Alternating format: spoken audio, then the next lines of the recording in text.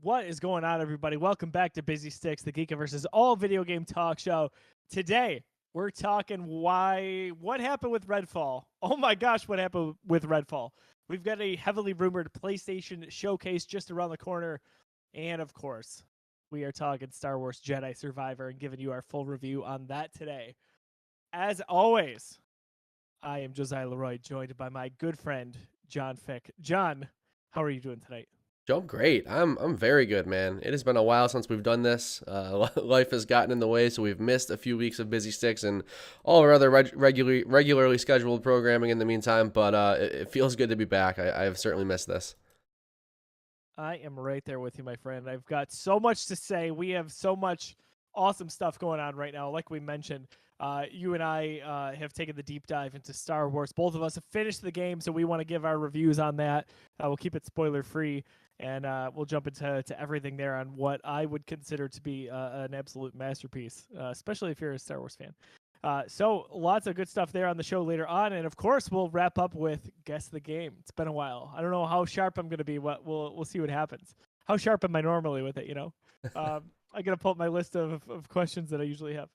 So we're gonna dive right into, of course, what's in our system. We're gonna talk a lot about Jedi Survivor, but what's about to be in our system, because nothing goes better, I would argue. You're playing whatever game it is, you want a beverage. That might be a coffee, that might be a Mountain Dew, but in a lot of cases for us, John, that is a beer. What are you about to put in your system tonight? Got an awesome one, man. So as you know, and even I think some of the audience knows if they've been around for a bit, I've been a big fan of this local brewery called Steel Leaf. This place is literally across the street from me. I've become a regular there, and they have just canned their second beer, which is their anniversary beer, and it is their cherry wheat. Oh my God, this is one of the best beers I've had in a while. I have bought a lot of this so far. I've gone over there for quite a few of them, and I'm having a blast with this beer. So I had to bring one on the show for sure. It's really good. They know what they're doing over there at Steel Leaf. They've made a name for themselves in a short period of time here, and it's always good going in there. And I gotta say, they've got a few rotational beers, a few new ones every time I'm in, and I've never been disappointed. For sure. It's not my turn for show and tell. You've got something, but beer related and Seal Leaf related. I bought this glass for their first anniversary. This is a So hefty sick. boy. It's so cool. I've literally only used it. Like since I've bought this, it's a very expensive glass. It was like $120. Only 10 of them were made. Only 8 were for sale. The owner kept one. He gave one away randomly to one of the employees, and they sold 8 of them. So I had to be the first person to get one because I spend a lot of time there, and I've made some good friends there. But it's awesome. Like it legitimately is like the best drinking vessel I've ever owned and used. It's super cool. You can't like obviously see on camera, but everything's like laser etched. It's like really deep. It's like the logo on the bottom is like frosted and etched as well. Like the detail, the quality. Like I've said, to bring it back to gaming, I feel like Nathan Drake like slaughtered a village full of henchmen to liberate this from like an ancient Mesopotamian city. Is like how I feel when I hold this thing. Dude, I was gonna say, with Jedi on the mind right now, it looks like something Kale absolutely found in It his it game. looks like one of the compasses to yeah, It for does. sure. It totally does. Yeah, that is really awesome. I don't have anything quite that fancy, but one day I'm gonna get my hands on one. Um, for me, John, I'm sorry, I have yours in my fridge here, but this is where I'm going tonight. Got the Big Ditch West Coast Burner. So So if jealous. you're if you're not familiar, Big Ditch, they're famous. Their brand IPA is the Hay Burner, which is a hazy, relatively heavy IPA, and it's made a name for itself. It's everywhere that you can get beer in Western New York, and they just recently came out with this in a small batch called the West Coast Burner. So the difference is this is not hazy. This is much more clear. This is more see through. This is um, it's a little more intense, I would say, on the back end. And John, I I don't know how high you're going to be on this, to be honest with you, but I am really high on it. It's really good. Like hay burner's great. You got to get it fresh, right? Like that, you get your classic hay burner wherever you go. But this is special. This takes what hay burner is, and it just takes it to a new level to me. Interesting. What makes you think I might not be high on it? As high. Okay. as high as me. Because I West Coast IPAs are like my favorite style. I, Like that's been my jam I for do. the last couple. I mean, all like year or so now. That's what I've been drinking. So I'm really excited for that one. I tend to like big ditch stuff more than you do, I think in general. So Okay. we might meet in the middle, but either way you're going to be getting a quality beer here. Yeah, So for you're going sure. to enjoy this. Awesome, But man. yeah. All right, cheers, bud. Cheers, man.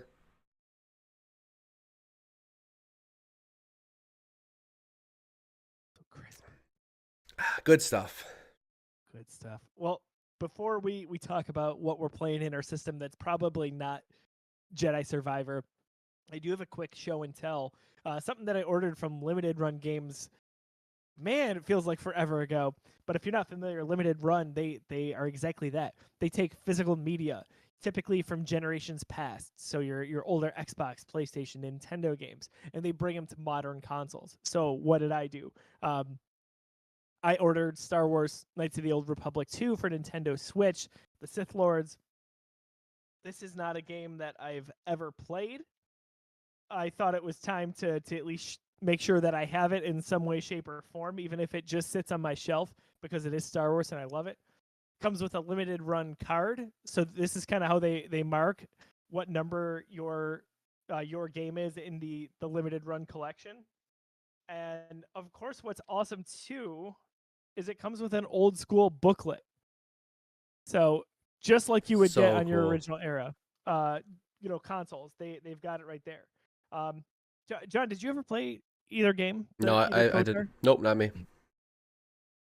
Same. I played maybe a little bit of the first one, but never went back to it. I thought with the remake, hopefully still happening, that this was the time to jump in. So that's what I've got right now. I'm excited to at least have that on my shelf as a collector's item, if nothing else. I'm going to kick it over to you, John. We've probably got a bunch of things to catch up on in terms of our fantasy league here for the Oh, Geekiverse.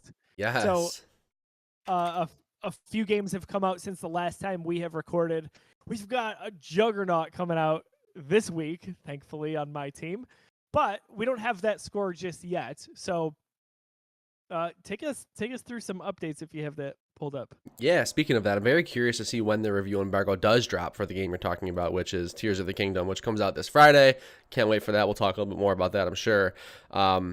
But yeah, I'm excited to see what that's going to look like. But in terms of where we're at right now, I think a good amount has come out since we've last recorded this. We've done an update here. I'll start with my team because I think I've gotten the most points on the board in the last couple of weeks. I had a lot of games come out. So the one that really is going to bite me in the ass here is what we're going to talk about. One of our news stories today is Redfall. I took Redfall. I want to say it was my last regular round pick or it was my first free agent pick, one of the two. But I'm like, you know what? It's Arcane. I like their track record. It's interesting. It's different. I didn't see the writing on the wall for Redfall to be, a big, upset like it ended up being. But it ended up being that for sure. So Redfall is sitting at a 60 right now. So the way the fantasy points work is any point over 70 is a positive point. Any point below 70 is a negative point. So I'm sitting at a negative 10 for Redfall. So that hurts to have negative points on the board for one of your games. That sucks for sure. I think Horizon Call of the Mountain was already out when we talked last. It dropped a few points. I want to say it was at an 81 at one point. Now it's at a 79. A few more outlets have reviewed that and have taken a few points away from me. I think Advance Wars 1+2 came out for me. That has an 81. That's doing okay for me. And then, of course, my big one, which is going to be the topic of this show, our review of Star Wars Jedi Survivor. That was my first overall pick. That released to great, critical reception. It's sitting at an 85. That's gotten me some points as well. Anything on your end? Well, I'll say also on JT's team, Minecraft Legends came out that scored a 71, which is 1 point. He's got a nice little one there. It is what it is. I didn't expect the world for that game. I'd say maybe a little higher than that. But yeah, big one for me, if we didn't talk about it last time, was the pizza bet. So Suicide Squad. That's gonna be tough. That is gonna be a 0 for me. Maybe that's a blessing in disguise. Yeah, with how this game has been talked about. Like, I'm okay with taking nothing right now for that. Honestly, yeah. And I'll find a way to make it up. You are locked into that too because JT counterpicked it. So yeah, normally if that in this case that if we get an announcement that a game is not going to come out, we can drop that game. We've got one drop that we can use like that. But if it's been counterpicked by somebody else, it is locked onto your roster spot. And JT, smart enough, man, he locked that in. That was a good counterpick. It looks like. So it's a 0 for both of you guys, which is good. So delayed not just to fall, but then again to next February at the earliest, I would say. And I hope that that's a good thing because this game, with all we heard recently and what it was going to look like, and maybe games as a service, that take your time. You already took this long, Rocksteady. Don't mess this up. So we'll see what that looks like. Nothing else really crazy for me. Chia came out, got 7 points for that, so that might be a little boost in the scheme of things. And then Legend of Zelda, I've got Tears of the Kingdom coming out this week. I am hoping that is through the roof. It's gonna be a banger. Like guaranteed, right? You just know. It's like the calm before the storm. Like it's coming out Friday, all the hype in the world. There's like it's one of those things where there's like already been leaks, but like people are being so respectful and not talking about it, like because it's just such a big deal. But there's not even so in this day and age when a game's coming out, there's a embargo for the embargo date, right? So we'll find out like, okay, someone like one of the members of the media will tweet out, okay, I've got Star Wars and I'm allowed to talk about it on Thursday, whatever. We don't even know when the embargo is for Tears of the Kingdom. We're just gonna wake up one day and reviews are gonna be live, and my guess is Wednesday morning. I'm thinking Wednesday morning we wake up and then the reviews are just live, and I think we're gonna see a lot of 10s, man. I have got a really, really good feeling about this game. Yeah, if it ain't broke, don't fix it. And then it looks like they enhanced all the right things, which is exactly how I feel about Jedi Survivor.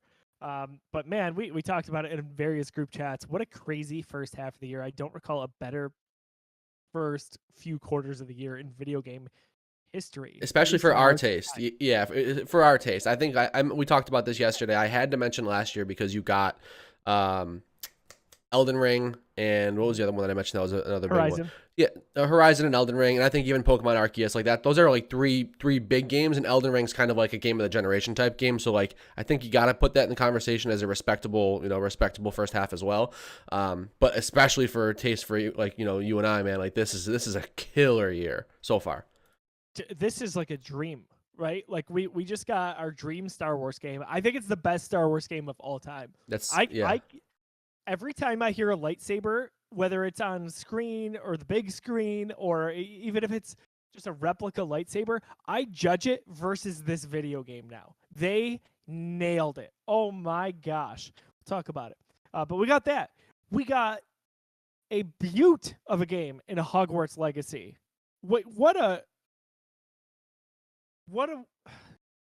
was so much against that game from a PR standpoint. We didn't know what kind of quality we'd be talking about from a gameplay standpoint, and they got it right, man. Oh my gosh, whether you like Harry Potter or not, that is a wonderful game.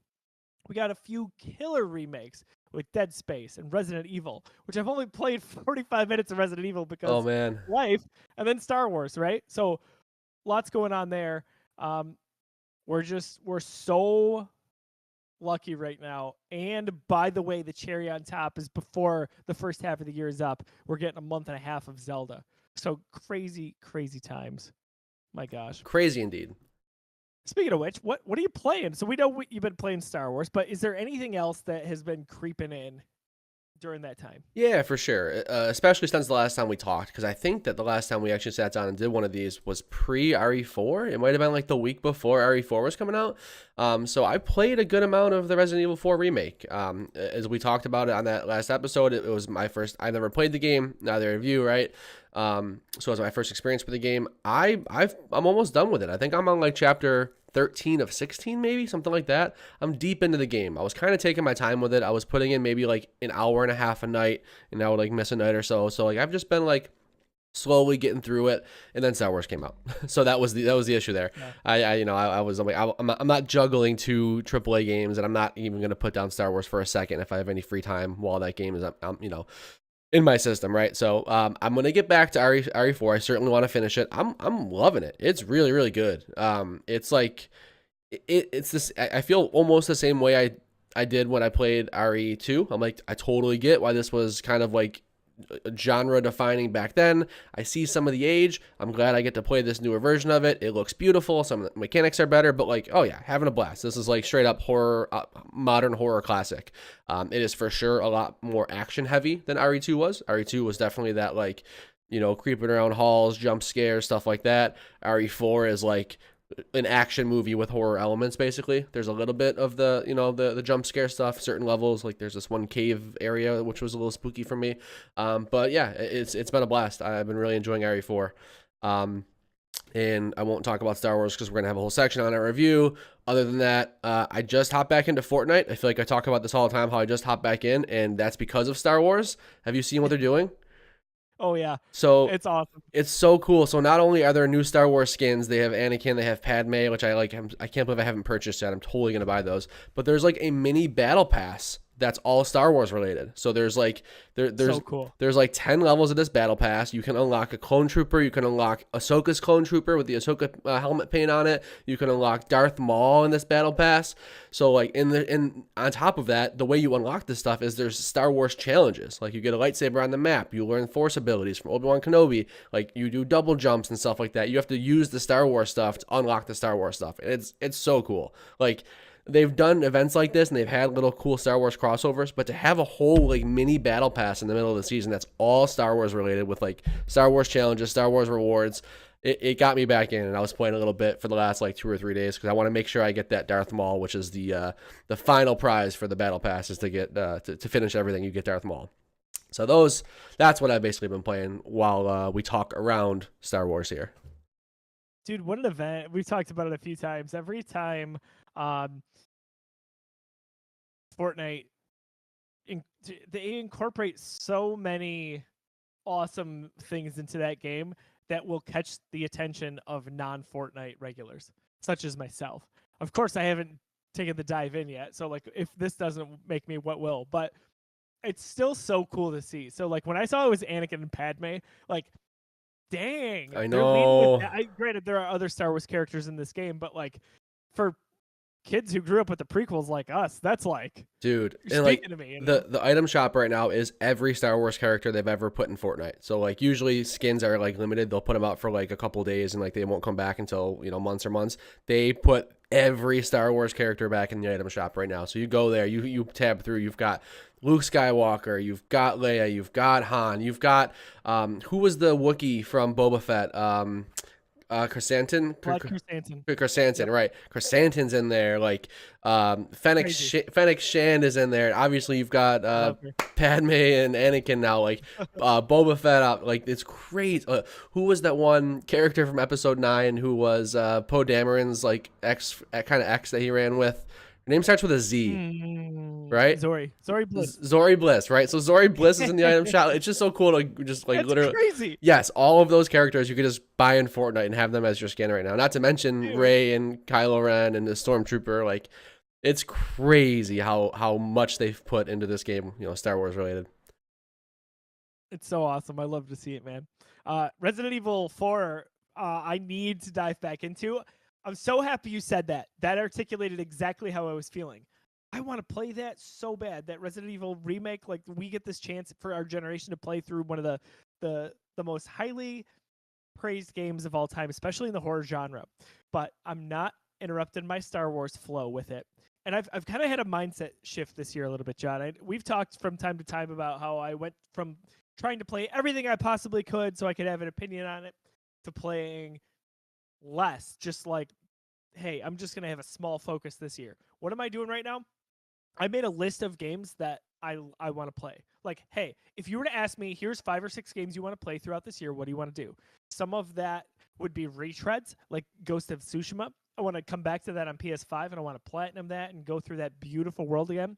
There's some smaller scale stuff I haven't gone through yet, and there's stuff like Resident Evil 4.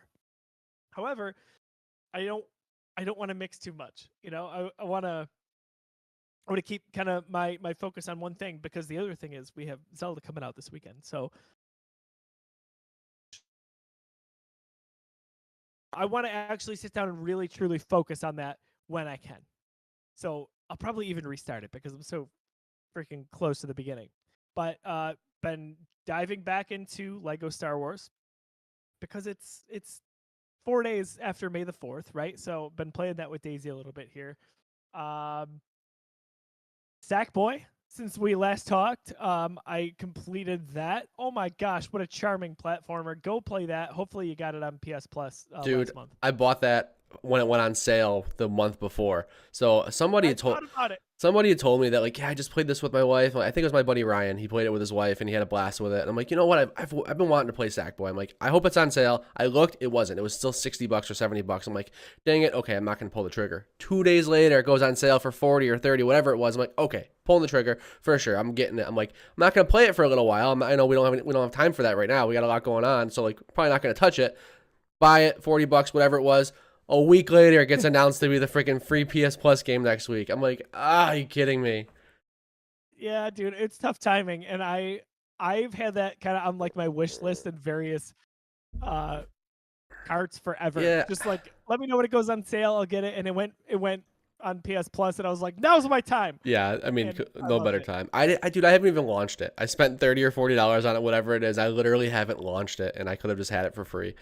Such a bummer. How often does that happen though? I Right? know, Like I know, I know. almost never.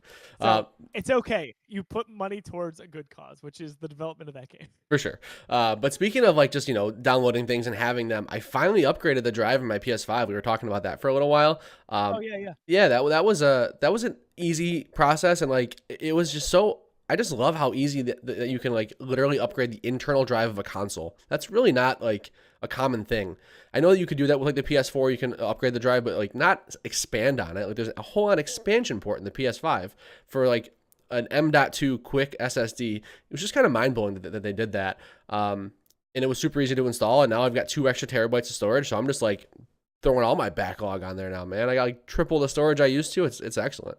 Recommend it. That's killer because I had to delete all but like 3 games to get Jedi on there. That was the catalyst for sure. Like I saw that Jedi was going to be 149 gigabytes, and I'm like, well, there goes God of War. I guess I'm not launching that back up. There goes whatever. Last of Us Part 1. I deleted a bunch of stuff to get rid of.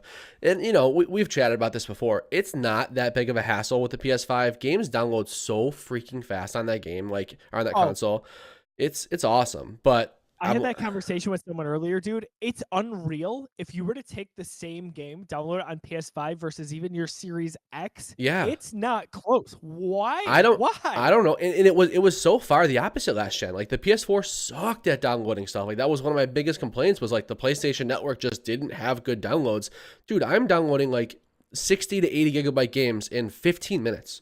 It's like it feels quicker than it used to feel to install it off the disc back when we were doing that, or back when I was doing that. I haven't done that in a long time. But like I will literally just press download in a game, and I feel like within like 3 minutes I get the ready to play like pop up, and like and then like 5 minutes later it's just done. Like it's crazy. So it hasn't really been a hassle, but Jedi being 150 gigs, it being something that's probably going to live on my storage for quite a while because I'm going to be popping in there and just having fun with it. I'm like, okay, let's do it. Oh, and dude, the speed at which I transferred everything over. I'm like, you know what? I'm going to put everything on the external. I'm going to leave my internal blank for now. I don't know why I decided to do that, but I'm like, I'm going to transfer everything over. I selected all like 7 games on my console, including the 150 gig Jedi Survivor. That thing transferred over in like 3 minutes. What? Almost 800 gigabytes worth of games transferred in like 3 minutes. I'm like, man, these new M.2 SSDs are freaking fast. I love it. It just doesn't make sense. It's awesome, and I'll take it. And that is probably the reason I haven't taken the dive yet on upgrading the storage, because I'm like, I can get there pretty quick. Or like, oh my gosh, I think I had to delete both God of Wars, Horizon, something else. It was crazy. Some really big AAA games just to make space for Jedi. And yeah, it's not that bad. If I did this on my Xbox, I swear it would have taken a day to download that game, but this was done in like 35 minutes, which was beautiful. But the other game I've been playing in addition to Sackboy, that's a platinum I want to go after, is Hogwarts. So I finished that since the last time we talked. Awesome. And I gotta say, I really, really enjoyed that. I even enjoyed the story, which I think has not necessarily been critically acclaimed. It's not the strong point of the game, but it's serviceable. But because I like the gameplay and the world so much, I enjoy the story probably more than I would in other IPs. So Had a great time with it. That's another game I think I'll come back to maybe once I'm done with my platinum pursuit for Jedi. That I just want to go back and just spend time on some of those side missions in that world. But the level up system, everything was so perfect in it. I'm so glad you like that game because I know we talked about it. You're a Yeah. casual Harry Potter fan. You enjoy the Yep. IP, enjoy the movies, whatever. But like, it's not really like your thing. I'm glad that game came and kind of like had the impression that it did on you. One specific question about it: did you do the side quests? It's like it's like barely a side quest. There's like the main quest, and then there's like two quests that are like barely side quests or almost like main quests. The Sebastian Salo, the guy from Slytherin. Did you do all of his quests? I did most of his stuff. I Get feel like that's I the just because you said to do that early on when I picked it up, and yes. I was kind of simultaneously doing that or coming back to it when I needed to level up. Got it. I did not complete it, but I'm definitely close to completing it. That's the best So story in the I game. finished the main story first. That's the best story in the game. Like the main story obviously is the catalyst for like the things happening in the world and stuff like that. But the Sebastian Salo, like that storyline is like super interesting and very, very like, I mean, like it's not a spoiler. This game's been out forever, and like that's the way you get these things. That storyline is the way you get the unforgivable curses. That's how you can get like Crucio and Vada Kedavra, stuff like that. So, but the way it like finally ends and you have a lot of options with it too, which is cool. A lot of agency there. Yeah, some of those spells were definitely helpful towards the end of the game. I'll tell you that. For sure. But yeah. Speaking of Hogwarts real quick, man, like I think I want to buy. So I played Hogwarts on PC because I wanted to play it on Steam Deck, and I'm glad I did that because I chipped away a lot at that game on handheld. Doesn't look nearly as good as I wish it would, like on like a PS5 or whatever. But I had fun with it, and I got a lot of time in places I normally wouldn't. I'm sort of thinking about getting that game on PlayStation, going for the platinum because I really, really enjoyed that game. Like I'm really not one to replay games usually that quickly. Like I wouldn't play a game back to back unless like it's Miles Morales and I want that platinum within the first week, right? Like I don't play games back to back like that. I usually let years go by before I replay something, but I'm getting the itch to play Hogwarts again because I really like that game. I do think that's what I'm going to go back to after I platinum Jedi. Like there's something special about it. I'm going to look back this year and think fondly on it, much like I did last year with how I talked about Horizon Forbidden West. I think Hogwarts is that game for me this year. Now, we get to the end of the year, it's probably going to be Jedi as game of the year for me. Like Zelda's going to be up there, this is going to be there, but like to say that that's even in my conversation is it means a lot, I think. It says a lot for someone who's not traditionally a huge Harry Potter fan. The game's great. I saw a headline today. That game overperformed by $1 billion. $1 billion ahead of expectations. Oh my God. What? Give me your thought on that. Like, because that's a crazy overshoot. Right. You have a huge IP like Harry Potter. Do you think the mindset was, hey, just because it's Harry Potter anything, this will sell? But I felt like in the lead up to the game, you and I were not confident that it was going to be good. That's true. Right? But I do think that you and I were sort of in the minority because when I've expressed that opinion, that people have like, no, really? I think people thought this game was going to be pretty good. At least from the conversations I've had, unless people were just trying to be like, oh, I knew it was going to be good, whatever, right? But no, I've had some conversations where people are like, oh man, no, the trailers look great. I was just hoping not to get let down. I thought it was going to be awesome. I think you and I have that skepticism built in that like when we see these rich open worlds and that's all we see is all these like because that was my issue with like the early coverage of the game. All right, so we're gonna jump into the news here. John, first up on the ballot. I don't know if you know this. Redfall is bad. I do know this as somebody who has that game on their fantasy team. I'm aware. It's not just not good; it is bad. So we're gonna dive into that just a little bit here. But from Digital Spy. Xbox apologizes following Redfall's disappointing launch. Xbox boss Phil Spencer has apologized following the launch of Microsoft exclusive Redfall. The shooter, developed by Arcane Austin, has faced a wave of criticism from reviewers and fans alike for bugs and technical issues, coupled with a perceived combination of a bland world and overused gameplay mechanics. Responding to the poor reception to the game, which currently sits at a 59 score on Metacritic, Spencer told the Kind of Funny podcast, to watch the community lose confidence, be disappointed. I'm disappointed. I'm upset with myself. John, where do we go from here? Like There's a lot what to talk about. Xbox is just trudging along here at this point. They are, man. Like we have talked about like this not so distant future where Xbox finally lands all these games that they've been talking about, all these studios they've been acquiring, all of this and all of that. Like it's finally gonna happen for Xbox. They've got all the right, they've got the right guy. They got the right guy working for them with Phil Spencer. He talks the right talk. They make the right acquisitions. They seem to be doing everything right on paper, but in terms of games that they actually publish, the product hasn't been there, man. Like the only thing that has come out of Microsoft Studios in terms of a published game that has like done anything for me is Hi-Fi Rush in the last like what 5 years? I don't know. Like when was the last time that Microsoft Studios has put out a game that really stopped us in our tracks? Like we had fun with Halo Infinite, but that game, it wasn't what it should have been, right? Like that game should have been so much more. Like it should have been supported so heavily. Like and it had a lot. That blows my mind. Right. Like what is with that? Like go all in on your flagship title, which by the way was a really good game. Right. Right? Like you had it. You had the formula. Make it work. It was literally just about supporting the game, adding enough post-launch content to make it to keep it relevant. You're Microsoft. You have all the money in the world. You can't support this product and make like, and oh my god. Okay, whatever. We talked about Halo Infinite, but Redfall. Man, I don't know, man. I had all the confidence that this game was going to be at least good. I can forgive a game that comes out and is buggy and might even be considered broken. I can forgive that. I understand that AAA development is like insanely hard and these games have budgets and deadlines and like I accept that stuff. You and I are we just played through Jedi Survivor. That game had bugs and it had some, some quality issues. And guess what? You and I would both probably call it a masterpiece. I can't come up with excuses for a game that comes out and just feels like an empty, repetitive, soulless world. Like how did this happen? How did this even get greenlit? And how did it get so far in development and get released? I appreciate Phil Spencer going on and saying, hey, this is kind of taking ownership over it, but we're not really getting to the root cause of why this is not good in the first place. Like, right. I think you and I were excited when we saw the first gameplay trailer. Was this E3 technically? Probably, yeah. Whatever that was, we were like, "Hey, all right, like I'm into that. That looks fun. It's from Arcane. They did Dishonored. We just love Deathloop. Yeah, we both love that game. What like?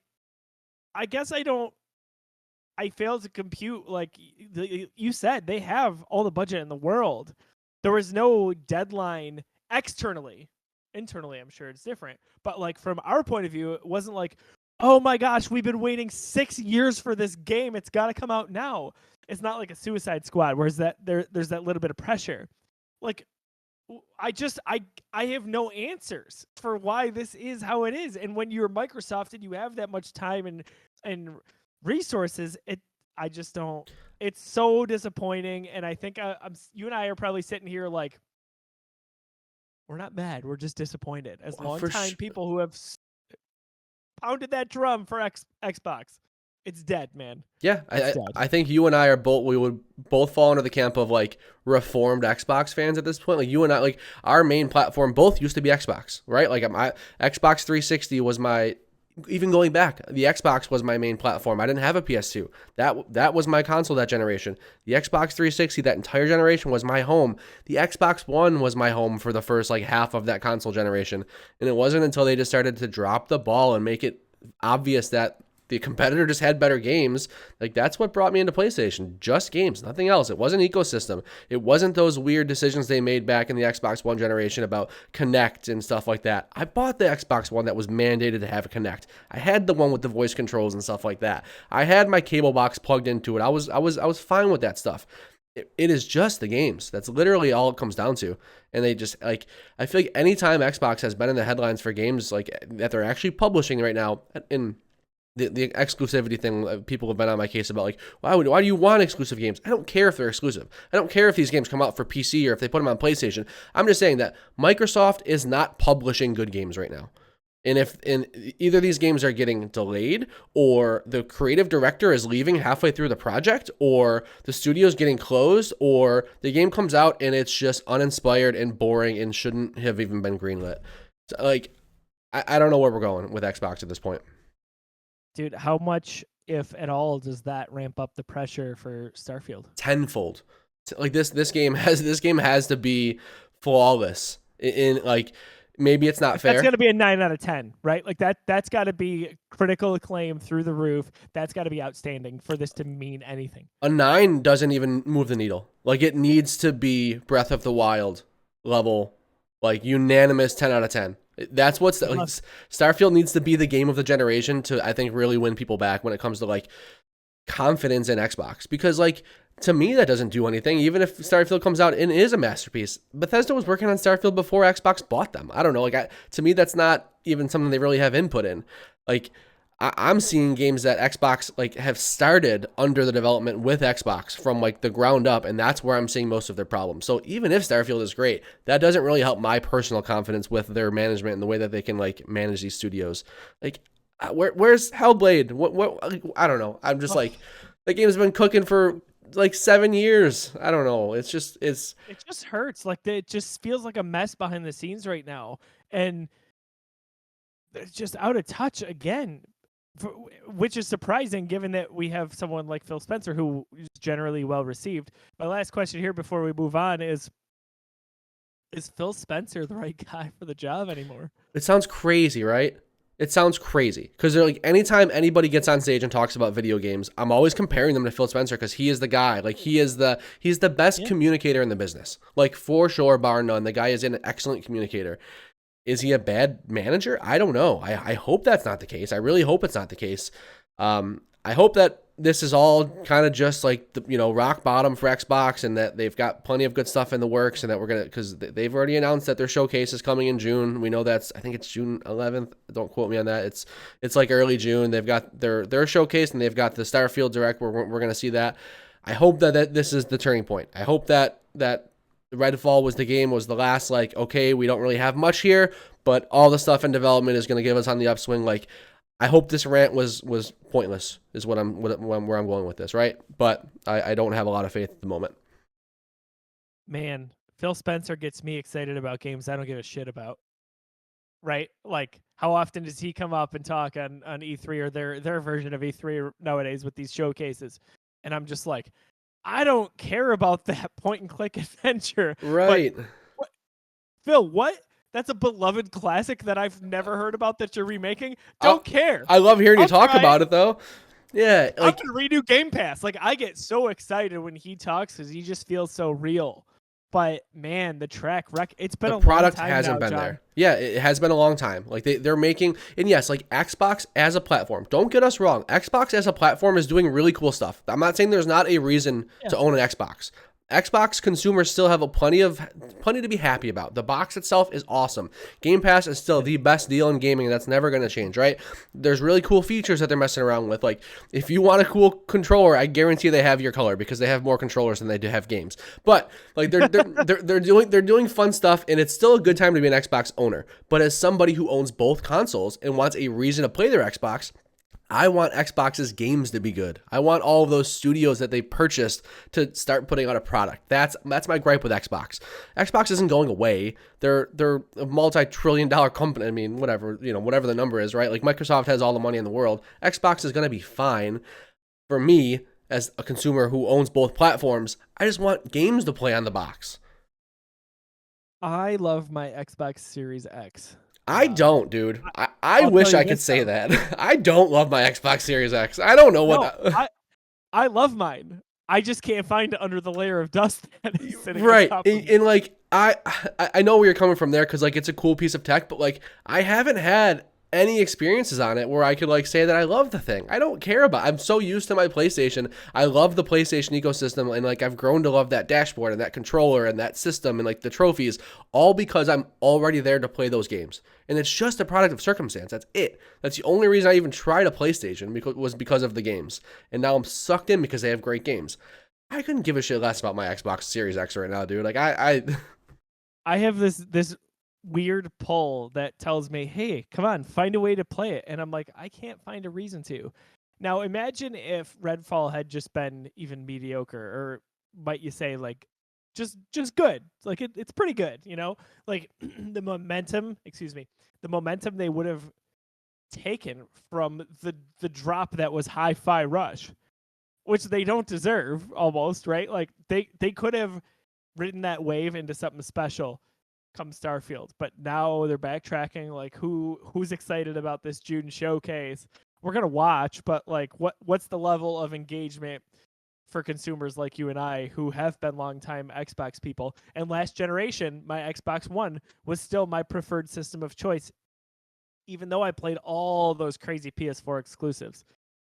Just sucks, man. We'll see. Time will tell. Moving on to more positive stuff here. The complete polar opposite of what we're talking about. Yes. The heavily rumored PS5 showcase coming soon. We've heard some crazy things that this is going to rival what was it, 2016?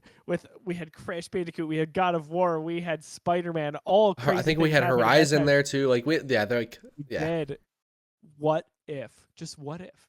Right? So from GameSpot, a PlayStation Showcase event is coming the week of May 25th, according to reporter Jeff Grubb of GameSpot sister site Giant Bomb. May 25th, just a few weeks out in front to put the final nail in the coffin on Xbox. Dude, we sound like straight up fanboys, but like the you and I are Xbox fanboys. We have been. That's how bad this is. I know, and like that's what when I'm very active on TikTok, and I talk about games on TikTok a lot in the Geekverse. Like I try to make that known that like I am a reformed Xbox fanboy, dude. I used to be Team Green all the way. Like I've been pushed away. This isn't my decision. This is their doing. I still wear my super cool Xbox E3 coat. Yeah, right. The problem is people see it and go, what is Xbox? So we don't really know a ton about this. We think we're getting Spider-Man 2 in September, which I can see being like, hey, this game's coming. Here's the date. Here's the details. And what else? Anything else comes to mind that we might be hearing about here? Big rumor that Sony and Konami just kind of struck a big deal for some exclusivity with some remakes and stuff like that. So Metal Gear Solid 3 remake from the ground up with PlayStation exclusivity, a Castlevania game exclusive to PlayStation, like a big deal between Sony and Konami that seems to be right in time for this showcase. So that could be something that we're seeing. The Metal Gear Solid 3 thing is like the biggest one. They've already, I don't know the name of the developer, but like we think we know who's working on that. We think that's coming. We think that's PlayStation exclusive. The Castlevania thing kind of just dropped within the last couple of days when the rumors of this showcase came out. But other than that, there's plenty we don't know about, man. Like we're right there for like the next slate of PS5 announcements. Like we don't know what Sucker Punch is working on.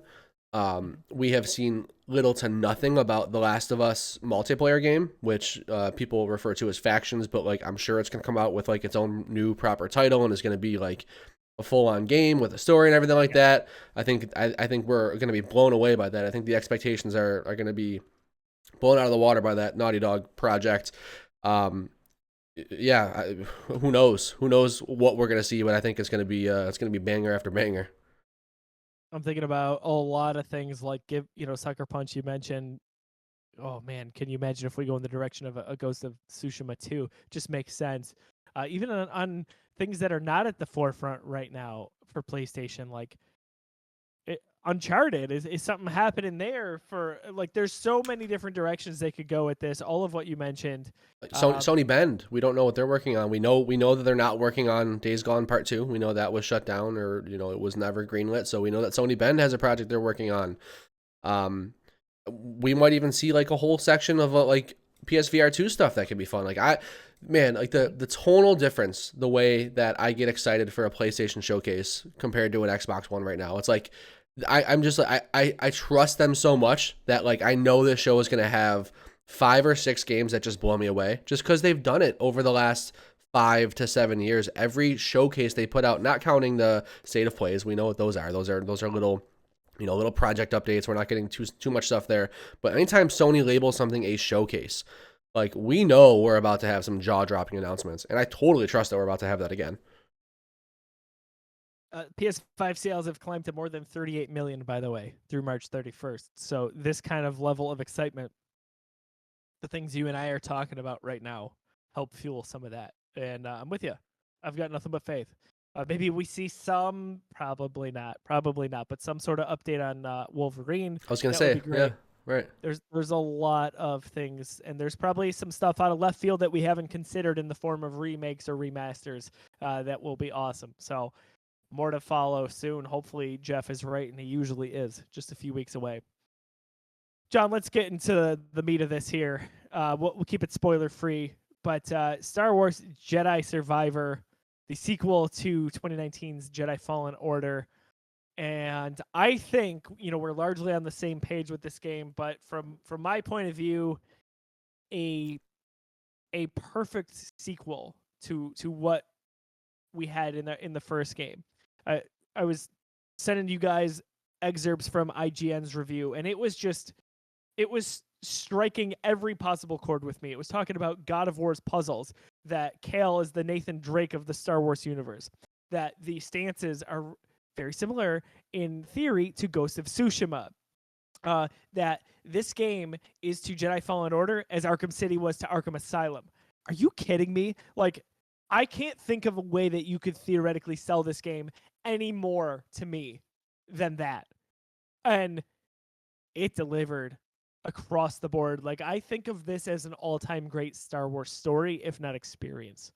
Absolutely. I think that this game, it was everything it needed to be and more. I don't think it's a perfect game. I didn't think the first one was a perfect game, and I think that this one has a lot of the same issues. And I'm not even talking just from a technical level. So this is our full review. We're going to go into everything. Let's start right off the top. This game launched relatively unpolished. As somebody, I'm a big graphics snob. I wouldn't even say graphics snob. I like visuals. I like OLED screens. I like the best resolution I can possibly get. I always play in performance mode because I like that frame rate, right? This game is dipping it sub 1080p all the time. I notice it. Like the first like on Kobo, when you get up to that mountain and there's kind of that Breath of the Wild moment where like it's supposed to pan and show you like the beautiful world, like the frame rate drops and the resolution drops. I'm like, oh damn, that didn't look good, and it did not do what you were looking to do. Like, so the game is not where it needs to be, like, technically, right? Tons of stories about that, tons of headlines. All of that being said, I had a blast, man. Like, everything else about the game is just everything that the first game was plus more. The force abilities, the new ones are awesome. The new traversal abilities, so much fun. Some of the issues I have with the game in terms of like the actual way it's designed, not the technical issues. Some of the puzzles are just like not clever to me. It's just like hard for the sake of being hard. Like sometimes I'll be like in the middle of like a traversal level, right? Like you're scaling the side of a building. So, like this is all about climbing. I'm here to climb. I climb halfway up this place and all of a sudden I just don't know where to go next. And then when I finally find the thing I'm supposed to do next, it wasn't like, oh, that's clever. That's cool. It's like, why was that so hard to see? Like, why would you put that there? There's some stuff like that, but in my 20 hours with the game, maybe 2 or 3 times something like that happened. That's where I would like just stop short of calling this game perfect or a masterpiece. Everything else, like I think if you were to like talk about a score or put this on a scale, I like the 5-point scale. That's kind of my favorite way to talk about things. It's a easy 4.5 for me. Like it is almost perfect. Gotta consider those technical issues that we played. Some of the design stuff isn't perfect, but everything else, man. The story. You know me, man. Star Wars High Republic. I freaking love the High Republic. To see them finally bring that High Republic story into another medium that's not novels and not literature. My jaw was on the floor with some of those references. The combat, like you talked about the stances. So you're not locked into these stances like you are with Ghost of Tsushima, where you kind of have to use them for each enemy. Yeah. It's just a cool way to figure out how you want to play the game. Like you've got you if you want to go heavy swing, if you want to go blaster and be flashy, they give you options to attack it. There's just so much this game did to just like, here's everything Cal Kestis can do as a full-fledged Jedi Knight. Figure out your favorite way to use them. And that was like what was jaw-dropping. What were the stances you ended up going with for most of your playthrough? So in the story, for the most part, I tried everything, but I really maxed out my abilities on these. I was boring. I went with the single because I felt like that gave me the best flexibility, and I was right. And then if you get to the final battle, like I used the double-bladed lightsaber. I rarely used the 2 lightsabers. Okay. I was so drawn to the Guardian or the Kylo Ren lightsaber. My gosh. Dude. That feels exactly like what I would imagine like that lightsaber to be. Like it's heavy, right? Like it's not totally polished. It's like a massive knight's sword. And if you connect, they're done. But if you don't, you're done. Like you had to really be good with your timing on it. And the blaster was a really cool thing, especially so like it's the only game I've ever plunked down more money for skins on. So I got the deluxe edition, which only really gives you some stuff for BD, but it gives you the smuggler's outfit, which is Han Solo, and then the rebel outfit, which is Luke's yellow jacket at the end of A New Hope. So nothing that's crazy, but I was like, I know I'm going to 100% this, so I'm going to spend a lot of time changing, just like I did with Fallen Order. I changed my outfit every planet based on where I'm at, or like the pre-order bonus was Obi-Wan's robes, Yeah. right? So like from the show Obi-Wan. Anytime I go to Jeddah, that's what I'm wearing. The like, desert, baby. all that kind of stuff. Or I change my lightsaber based on honestly really nothing else other than like I just want to change it up. Right. So like sometimes I have Cordovas, or sometimes I have Sears. You can mix up if it's a polished lightsaber or if it's a really beat up looking lightsaber hilt. You start with all the colors and all the crystals. Spoiler alert, if you go New Game Plus, you get the red crystal. Dude, it's everything I could want in a Star Wars game, I think. It is. So backtrack a little bit in terms of stances. I went with the dual, so one in each hand, the dual wield. I went with that the entire game. And then I went with the crossguard the second I got it the entire game. So I felt like the dual wield gave me very similar flexibility to the single blade because you're still quick with it. Like it's still like a very, very quick attacks. I just felt cool. I don't even really know what the difference is between having the single blade and having the dual, to be honest. Because like those felt somewhat similar to me. But I just like having the two blades because it looked badass and it makes me feel like Ahsoka. But that crossguard heavy blade is fun, and it's interesting because like you are so slow with it. Like you are like legit a tank, so you have to be methodical with it. But dude, like I would use the dual blade, I would say 90% of the time, and I would only pull out the crossguard for like those KX droids who would be tall and lanky. Dude, 2 swipes and they're done. 2 swipe. You just take out their legs, take out their chest, and they're donezo. So like I basically just kept that for like those overwhelming swarms of like tons of enemies when I just knew there was going to be a bunch of KX droids around. So I'd take those out. But what you just talked about, the customization was so good in this game. I felt that was sorely lacking in the first one. I thought the ponchos were so stupid. Like when I realized at some point during Fallen Order that all of the customizations were just going to be different pattern ponchos, I'm like, I don't give a shit. I'm not even looking for these anymore. Like I don't like this outfit. So I didn't care about customization at all, other than lightsaber for what it was in that game. The fact that Cal is like a blank canvas for you in this game is so awesome. Like, dude, my Cal had a samurai man bun with like heavy facial hair, and I had like almost kind of like a samurai inspired outfit on him, and I made my lightsaber like white. And then all of a sudden I'm like, you know what looks, because I'm always a teal lightsaber guy when it comes to when I have an option. I like the cyan teal, like the one literally right behind me. I love that color for a lightsaber. Yeah. So that's what I was rocking in Fallen Order, and that's what I rocked most like in the beginning of this game. And I'm like, you know what? With this vibe I got going on, let me try yellow. And yellow just clicked, and I'm like, oh, that's the move. I don't know what it is about this yellow, but like, so yeah, the customization is to try different stuff and to like actually be able to make the same. We're all playing the same Cal Kestis, right? But to be able to kind of have some agency over that, and like my Cal Kestis was like a samurai for some reason, and he was just inspired that way, and like it just really worked out. And I'll tell you like how I know how impactful that was. So no spoilers at all, but during one of the end battles, right?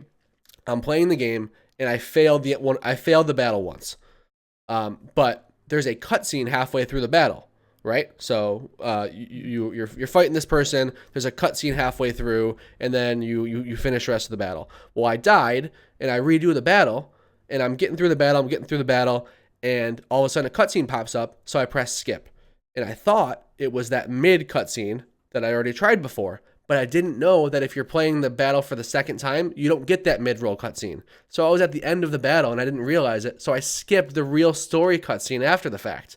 So I'm like, what? I just missed like a huge story beat. This is like right towards the end of the game. So I had to go on YouTube and find a playthrough of somebody else to watch that to watch that cutscene, and it wasn't my Cal in the cutscene. I was like, I hate this. I'm mad. My Cal's supposed to have a man bun, and he's supposed to look like a samurai, and like that is not what's supposed to be happening right now. So actually, like a random complaint with the game too, because like a cutscene popped up. I know I'm supposed to skip it because I already saw it. I pressed skip, and it happened to be the end of the battle. I don't know how I didn't realize that, but yeah, that was a frustrating point. But speaking to the customization, my Cal was my Cal. Dude, I didn't know I wanted it. I haven't cared about this in the past in games, but Harry Potter made me want this. So with Hogwarts, like they do it perfectly, where you kind of unlock like a special hat that will bump up your stats. But if you don't like the way that hat looks, that's fine. You can wear it, but like change the way it looks to be one of the other hats that you've unlocked. So this is not quite that, but like there's no attributes from having a special robe or special pants, anything like that. Like it's all the same. For the lightsaber choice, John, I don't know what it is, but so I rotate after the story. While I'm in the story, I might change a little bit early on just to mix it up, but like I typically stay with the blue. Like I'm like, that's Cal to me. That's his canon Like regular, lightsaber. like dark blue, like regular blue. I'll change between the shades of blue. So Okay. there's 2 shades of blue, and then occasionally I'll go to white just to like mix it up. Okay. I usually don't change. Sometimes I'll change to green because like classic Star Wars, it was blue or green. After the story, every planet I will change my color to everything. I think I was drawn to it a little bit, but once Rise of Skywalker hit, I can't get enough of yellow. Like that's my lightsaber of choice now, and I think it's so special right now because just at least at this point on screen, it's mostly just Rey who has it. Like we're getting some High Republic stuff where there's a lot of different colors, but in modern Star Wars, that's really it. For whatever reason, I put that lightsaber on, even in Lego Star Wars. I always want to be Rey Skywalker. Like that's the version of her from the movie. Like I want that yellow lightsaber, which we've been talking about the Black series and all the custom sabers out there. Like that's the one I want for it speaks to me. Rey's It's really one of my cool. favorite characters. I want that. I love the white saber because it's like Ahsoka. So if you have 2 of those in the game, holy crap, that's really cool. And then of course, like who doesn't love the purple one? Channeling some old school Mace Windu there. So that's so much fun. Like it's so much fun. And what game would you want more customizable than a Star Wars game if you're a Star Wars fan? Like to just be like, this is my color lightsaber. Like people go to Disney to build their lightsaber, to choose their kyber crystal. All of it. It's so special. I just can't get enough. Yeah. I was joking with you guys that I accidentally made myself but like a ginger version. So like my haircut and everything, just like the barely shaved beard. I didn't mean to, but I was just like, it happened. Wait a second. Yeah, I just found this Cal that I liked. Like one of the first hairstyles that I unlocked and I found just like traversing was that man bun, like that ponytail thing. And I'm like, this is different. Like this is interesting for Cal. And then I saw like a few cutscenes with him, and like it is, spoilers. It's kind of like similar to what I've been rocking these days. But I didn't really pick it in that vein. Like I don't see myself as that. Like I'm like, okay, if I want to get my Cal, I'm just gonna get like long shaggy hair. And I found that one. I bought it with some crystals, and I never even applied it because like this Cal that I just unlocked naturally and just saw in a couple of cutscenes, he just quickly became my Cal, and he was so different. I'm like, oh, that's like just I don't know. They just did something cool with the customization in this game, and like I loved the options, and I love the personality I was able to apply to my Cal. You gotta do the mullet when you can, dude. I want to do the full on American Cal Cletus. Like there's some like TikToks out there of people using like the blaster stance, just like walking around to like this crazy American music with a cut off shirt and like everything. Dirty man, yeah. It's so funny. It's so absolutely funny. Filthy. Cal Cletus. That's absolutely happening for me too. Now that I don't have to take this so seriously. Yeah. Speaking of hair, so you and I saw Guardians of the Galaxy Volume 3. Oh my gosh, drop what you're doing. Go see that movie. We also saw Return of the Jedi 40th anniversary at RPX, yes. Which was just just I don't care if I've seen this 100 times. Awesome. Anyway, Marissa, our friend of the show, and I came to the same conclusion. We both were like, did you see John's hair? It was so cool. So you've been rocking that, man. You look awesome with it. Thanks, man. I appreciate it. It's been fun. Yeah. I've been able to wear more like these like smaller dad hats with my hair long. They just didn't fit. And like I just couldn't wear them. Now my hair's finally long enough for a ponytail. I'm like, oh, I can wear my old like dad hats now. So I'm happy that I found a way to bring these back out. Not a lot of people can rock that, but you are doing that, my friend. So very good. I wanted to talk about something that I totally forgot about, but I know we have a lot to talk about with this game. Let me jump here real quick without going into spoiler territory. But what did you think of the story here? So the continuation from what we got 5 years before, which was Jedi Fallen Order, into this, like, hit me. What did you think? Was it satisfying? Hit you in the feels? Not so much. I'm a like glorified High Republic fanboy, so I was always gonna love this, right? Once I found out that that was like the main inspiration, like this story has to do with something that happened in the High Republic era hundreds of years ago that Cal's basically like unearthing. He kind of just unearthed this story in progress, and he kind of gets dropped right in the middle of it. Plus all the stuff that he's dealing with, on his own, his own path, his own journey, stuff going on with his Mantis crew and Seer, and the state of the galaxy at the time. I thought it was awesome. I thought it was a better story than the first one. I thought it was one of the better Star Wars stories that I've seen told in any medium in the last couple of years, right? Like we've gotten shows, we've gotten The Mandalorian, we've gotten the last couple of sequel movies. Like I think that this is up there with probably like the last season of the Clone Wars for the best Star Wars story out right now. And bias is there for sure. Very, very much a video game story. Here's your MacGuffin. You got to get to point A to point B, and it all makes sense. But I thought it was so cool. Dude, I think it's so good. Before we record it tonight, Lauren's like, what are you talking about? It's like, video games and Star Wars, obviously. I was like, I finished Jedi last night, and I think this is an all-time Star Wars story. And I know that can seem crazy, and I'm just excited because I came off of finishing this, right? So there could be bias there. But it's this really good. hit so many times. There's so many pivotal moments for Kale in this.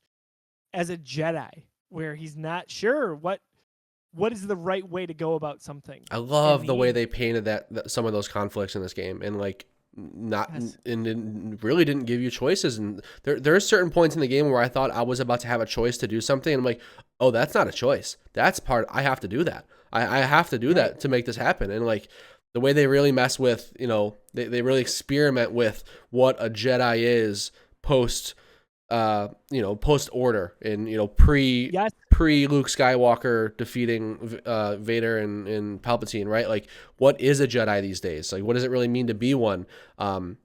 Cal, more than any other Jedi portrayed on any form of medium that I'm familiar with, Cal's really blurring the lines here and kind of making it his own.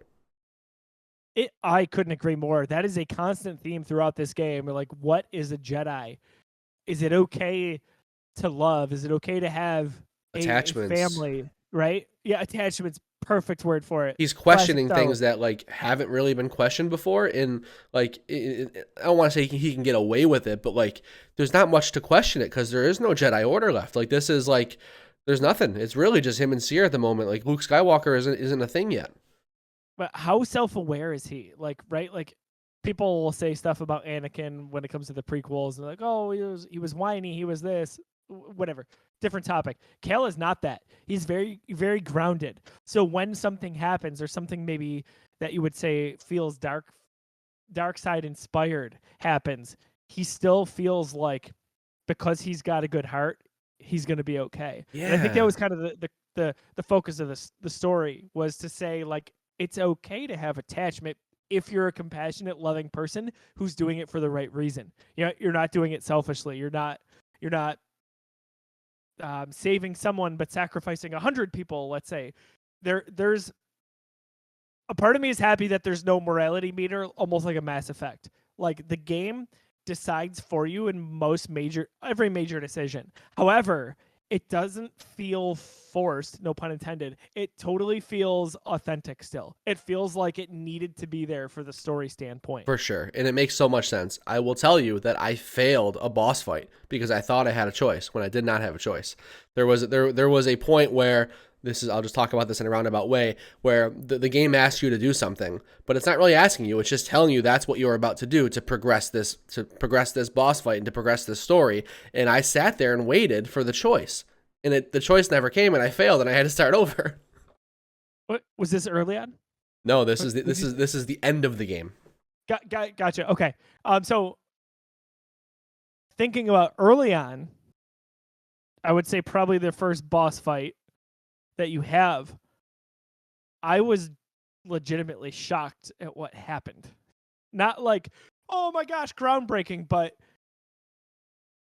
he didn't hesitate in No, doing what he no, had to do here. Like I know we're talking in code, that's but okay, I was there were so many moments like that, and I gotta say, John, sound design in this game dude. to emphasize that is second to none. Whether it's the lightsaber, the oomph behind swinging that, or the feeling of hitting your target, matched with the music. This is some of the best music in Star Wars, period, especially for Dude, non John Williams music. that's another touchstone I had to Hogwarts Legacy, where just exploring the open world in that game, I was so pleased with the music. I'm just walking through the Forbidden Forest, stuff like that, and there's just this like whimsical Harry Potter music like that's just always there. I'm like, oh my god, they crushed this. Like the music in this game is great. Same thing here. And I don't feel like I remember it being that prominent and that good in the first game. And maybe I just wasn't paying attention enough, but I'm just running around Kobo and all of a sudden I just hear these like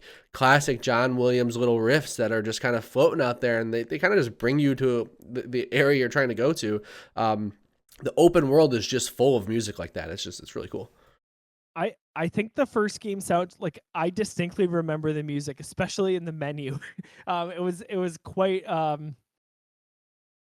Jedi. So the Jedi series here, specifically with Cal, has like this Its own specific theme. riff. Yeah, its own Yeah, theme. yeah, yeah. And I'm sure it's called Cal's theme. I bet. probably in the second game here, you're right. It's intricate. It's all over the place. It's heavy. It's grandiose. Like they don't cut any corners, and there's so much variation There, too. Like there, it's all there's over the place. there's so much like movie soundtrack stuff, or like you watch a Star Wars movie, and what makes that, every scene there's like an orchestral like story being told, even if it's just like a almost like throwaway scene, right? Like there's always music that's carrying the scene. And I felt like in a 20-hour game like this, or 20, whatever it takes to finish that, to always have those music cues was just really impressive, and not something I remember being prominent in the first game. It is truly remarkable. And thinking about some of the combat and the upgrades that you can come across, like I think some games you can come to and look at upgrade trees as it either may not be clear or it could be daunting, or you're like, I'm never gonna get there. Dude, yeah, I all think the time they're convoluted. And like the first time I play a game that has an upgrade tree, I'm always stressed when I open it up. I'm always like, ugh, I gotta learn what all this crap yeah, means. Like it's so much stuff. Oh, dude, it's yeah. either gonna land or it doesn't with me. I'll say this: a game that I think is one of the greatest games of all time is God of War Ragnarok. I don't like that upgrade It's path. a I don't lot. think It's it's too much. good. Yeah. I think there's too much. I'm like, does this help me more? Or does that help me more? It feels like there's 86 options. This is the sweet spot to me. Harry Potter does a good, or Hogwarts, I should say, does a good job with this too, where like you can truly determine which path you want to go. So here you could have your force powers, your general powers, and then also all your different lightsaber stances, whether that's dual wielding or single, or the Kylo Ren saber, you name it. Like it's all okay, and there's not 1,000 options. If you choose one path, you can max it out pretty quickly. So the path I took, as you and I talked about, I went with the single lightsaber. There was one attack. It's basically you hit it with the triangle, and if you hold it instead of just hitting it or tapping it, like you basically lunge at your enemy, and it's real powerful. So I had that. You know how you're able to slow down time? Yeah. I had that ability, and I upgraded that where you could swipe at an opponent twice before time would stop or it would go back to normal. So I had almost like a cheat code depending on the enemy type. If I slowed down time, I basically was getting two of these real like triangle stabs in, and I was like destroying bosses a lot faster than I should have in some cases, and in others they were kicking my ass. But like that was the style I went with. And then the other thing is you can go and there's different shops. There's a few more RPG elements in this game that make sense without it being an RPG. Thank goodness. And one upgrade that I think I told everyone to get early on back on Kobo was experience. So a perk, you can add all these different perks. For me, I was like, hey, every time I kill an enemy, I want max points. And I leveled up so fast. There's no number on it. It doesn't say, hey, you are Kale level 33. You just keep getting different force Skill powers. points, yeah. Yep, all these different things. And I did that and I thought it was just perfect. But you could have had a totally different experience, and I think it still would have made sense. There's a degree of customize this, but know that you're also playing chess a little bit I based will on your style of play. I will say that I did not get that perk, and I did not feel like skill points came plentiful. I didn't max out any of my trees. I used my skill points, obviously. Like every time I got like 2 or 3 of them, I went in and made sure I did something useful. But none of my stuff was maxed out, and I did not feel like I was leveling up that fast. There was a perk that I didn't want. I maxed out 3. That's 3 skill crazy. trees. Yeah, that XP thing must have made a huge difference for you, because I didn't get much of that at all. The perk that I didn't want to get rid of was I was able to break their stagger meter quicker. So like with my dual lightsabers, like 3 hits on a normal enemy, and like even like the shock troopers with like those shock bows, I was able to just take 3 hits and their meter's done, and I can just finish them instantly. So I was just like churning through regular enemies, and then like my boss fights, I didn't have enough skill points to get like crazy powerful, so I had to get a little bit more methodical for those, where I was just like crushing through like hordes. I think the real question that has been on my mind is how many stim packs did you face the final boss with? That's a great question, Josiah. That's a great question. I don't know if it's max or not, but I got a lot of them. I had 12. I had 12. Did you really? Oh yeah, I had 12. Dude. How many did you have? Oh my, 6. Oh really? Yeah, I made a commitment. I made a commitment to. So if you're not familiar, Josiah and I famously played Fallen Order both with 3 stim packs. One of which you get as an in-game, like it's an upgrade. That's part of the story. You don't have an option to miss that. You start the game with 2. You get a story beat, which gives you a 3rd one. Somehow him and I didn't find any of the other upgrades, and I think there was like a total of 8 or 10 that you could have gotten in Fallen Order. There was a lot. So we both faced that boss fight, that Trilla boss fight with 3 stim packs. And I when I tell you it took me 3 hours to beat that boss fight, it took me 3 hours.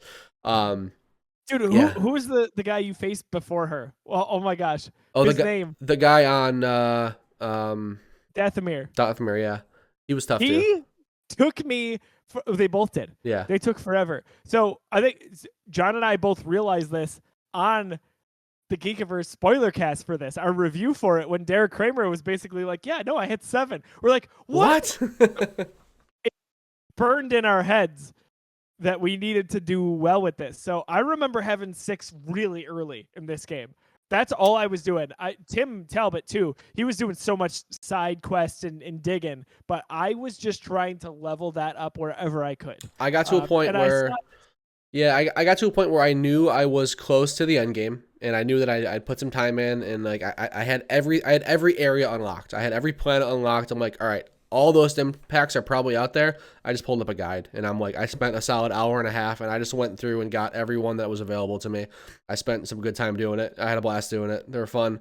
I don't need, I discovered I probably got to like 5 or 6 on my own. I'm like, okay, cool. Time to just pull up a guide and just, knock these off and get myself prepped.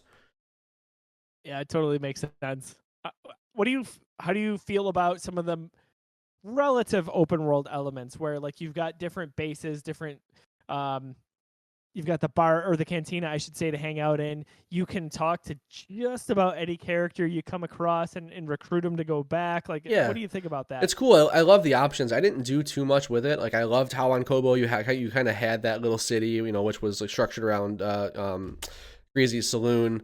But yeah, that kind of stuff is always cool to have. I didn't feel like they force you into playing too much of an open style. Like you could just kind of main path the game if you want to.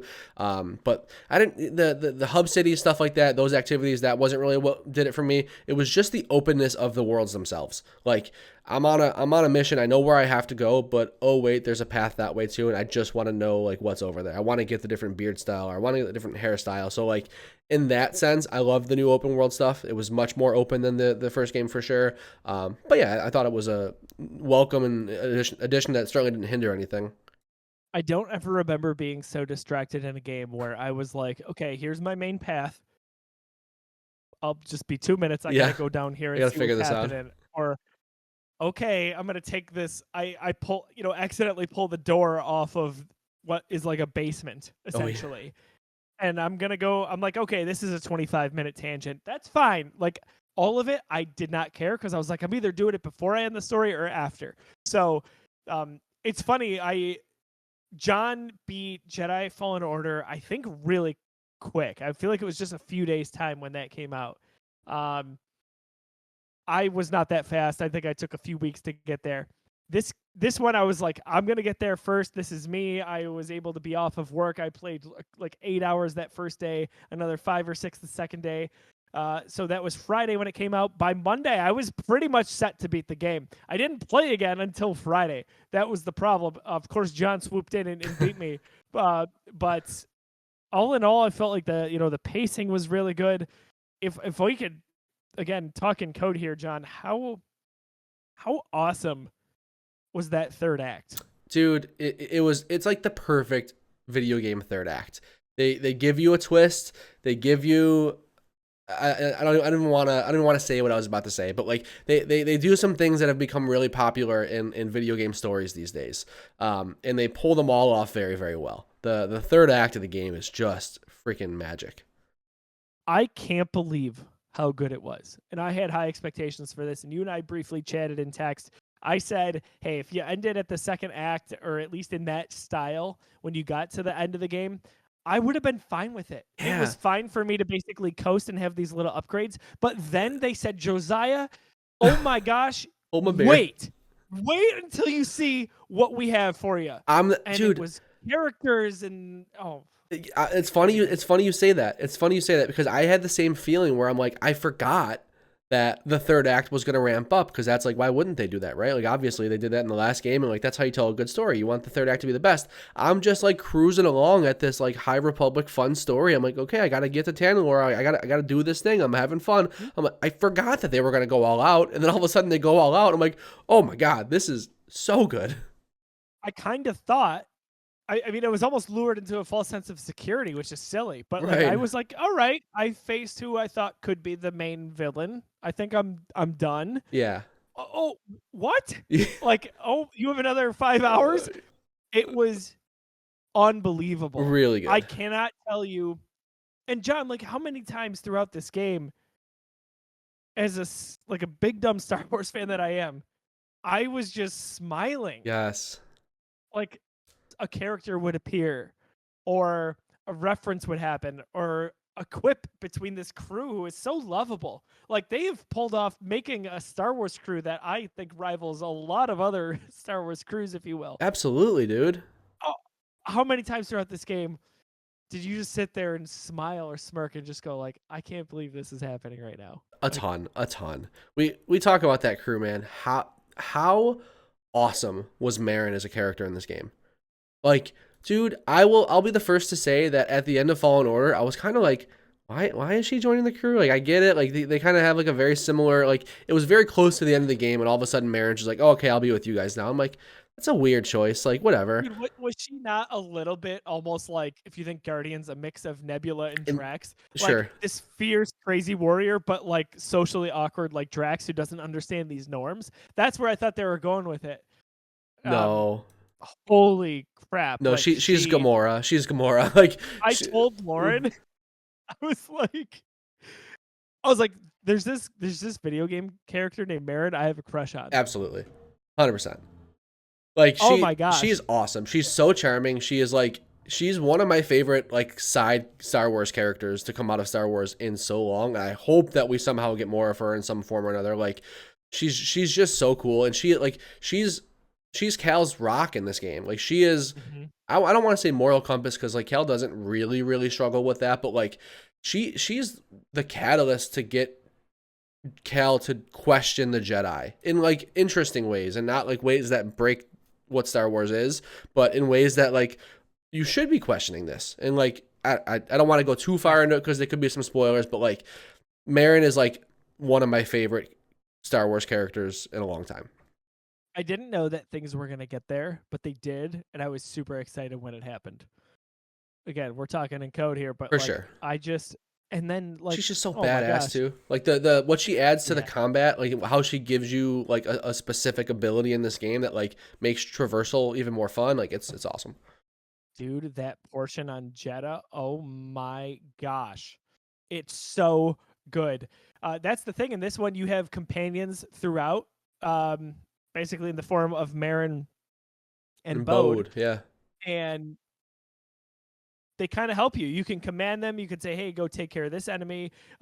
There's really awesome cinematics when you go in for kill shots at different times between you and your companion character. I feel like that enhanced the game perfectly. It wasn't overbearing where you had to worry about their health or anything dumb like that. Like it just worked and they made things better. Or like Marin basically will create points for you to zipline to or help create you paths, or Bode will with his jetpack too. He can get to places you can't early in the game. I felt like it really works. BD1 as charming as ever. Grease just Awesome in this exactly game. what you're hoping So for. cool. I loved like a more like seasoned, kind of like beat down a little bit Grease, who was kind of like like the father figure to this crew for a little while, and the crew disbanded, and he's kind of like doing his own thing. I don't know. I just thought Grease had a really cool vibe in this game. I really liked what they did with him. Yeah, man, it's really special across the board. Obviously, the Mantis is that's their ship. I know every nook and cranny of that ship just from my time with Jedi Fallen Order, and that carries over. How do you think the game did with carrying over what you learned and upgraded into in the first game, with starting you in the second game, but also Keeping all giving your you an stuff. upgrade path, right? Yeah. Like, so you kept your stuff, Yep. but you still had a ways to go. Like, For how did sure. you feel it balanced? It was awesome. It was such a good way to do this, like as a Star Wars game, because like it's the transition from Cal being a Jedi Padawan who abandoned the path and kind of has been like a repressed Force user for years and having to relearn all of that stuff, which made sense in the first game, to this guy's a full-on Jedi Knight. Like Cal is a Jedi Knight, and right from the get-go you feel like it. You still have your double jump. You still have all sorts of awesome Force abilities. But yeah, they just like, as awesome video game designers do, come up with new fun stuff to do, and they have Cal unlock this stuff in very clever ways, whether it comes from memories from the past like it did a lot in the first game, or it comes from new relationships like stuff that Marin teaches him in the game. It was all really clever, and it was all really satisfying, and it made sense for a Star Wars story. Dude, I thought it was so well balanced. And again, you could upgrade, you could learn different things like from Marin, but I felt really powerful, especially as the game went on. Not to an unfair advantage where I was like, this is not a challenge, but like you upscaled, but so did your enemies, and it was kind of relative. Like that's a really hard balance to strike in Right. games, I think. Yeah, because they're giving you all this cool stuff, but you still, you can't be too overpowered. So you're just, Yeah. you're basically just being a cooler Jedi. You're just doing cooler stuff at the end of the day. For sure, and I don't think that there's many Jedi that I've seen in Star Wars lore that can do things as cool as Cal Kestis. Nah. By the way, I think my hope after this is it probably won't happen. I would love some DLC. That'd be awesome, dude. The first game ended. It critically was received pretty well. It sold great, so they immediately started work on the second game. I have a feeling that's about to happen here. Yeah. That they're going to work on what will be a complete trilogy. This game is, and I don't want to put people off who may have not played it yet and say that like this sets up a sequel in the sense that like it doesn't have an ending. The game has a great ending. Like it wraps itself up in a very, very nice way, but there's plenty of bigger questions that are asked that like I can't wait for them to explore. And a lot of it has to do with some of the stuff that Joe and I have been talking about Cal and these like, not questioning the Jedi, because he doesn't really ever come out and like question the Jedi, but just the way that he's navigating the Jedi path and some of the questions that naturally brings up. There's a lot there with that. So like a third game, man, yes. Like I almost don't want the DLC because I just want them like head down on this third game. That's kind of where I'm at. I mean, if you think about like things like Star Wars Rebels, there has to be an end, right? Because Cal Kestis isn't just always around, or we know really nothing comes of the Jedi Order, at least in this time frame in the Star Wars universe. But John, the hidden path is kind of a prominent thing throughout this. Is that not something that was introduced in Obi-Wan? Absolutely, yeah. That's the same hidden path. Yeah, it is yep. That the way some of that is connected, and I gotta say too, I couldn't wait for you guys to meet the droid Z. Z was kind of like an early on meeting. it was a touch point in the story where you're like, oh, we're talking High Republic, but I thought it would be secondary. I didn't know it would be primary. Right. I kind of thought our first experience with this was going to be Quantic Dreams game. No, Jedi Survivor takes this reign and goes on. Anyway, we get a third game. We're right now, Jedi Survivor's 10 years in between episode 3 and episode 4, Revenge and A New Hope. So we've got some path here before things end. I think you can do it in a meaningful way. I don't know in what timeline I want this, but I want badly, desperately, like I wanted an Obi-Wan series, a live-action Cal Kestis series with Cameron Monaghan, who I adore. The only issue with that is he's gonna have to grow his hair out and get that man bun, because that's canon, baby. That's canon for me. That's Cal now. I'm just kidding. He'll do it. I heard it. Big if true. We got live-action BD1, so we know it's gonna be a beautiful thing. Just I think there's so much good ahead for this. I'm on cloud 9, man. I'm so excited that we got this game. It's a game I'll be playing over and over again for years. Yeah, just really, really special. It is. It's everything I wanted and more. It's like I said, if I were to give this like a numbered score, that 4.5 out of 5 is perfect for me, because it's like it's just shy of being like a literal perfect game, but nothing needs to be perfect. It's just so much fun. I'm so glad that this exists, and yeah, as a Star Wars story, can't say enough about how good it is. Those cinematics look different, right? Like they look like they could be outstanding, but they're held back a little bit. Right? Yeah. So I'm curious to see what kind of patches come our way. Yeah. Yeah, no doubt. Anything to wrap up on final thoughts here before we move on to our last segment? Just so happy we have this game. I'm so happy we have this franchise. Like, we've got like real Star Wars stories coming out in video games. Like, thank you, Respawn, for making this game. Respawn has yet to miss. I know. They are legendary.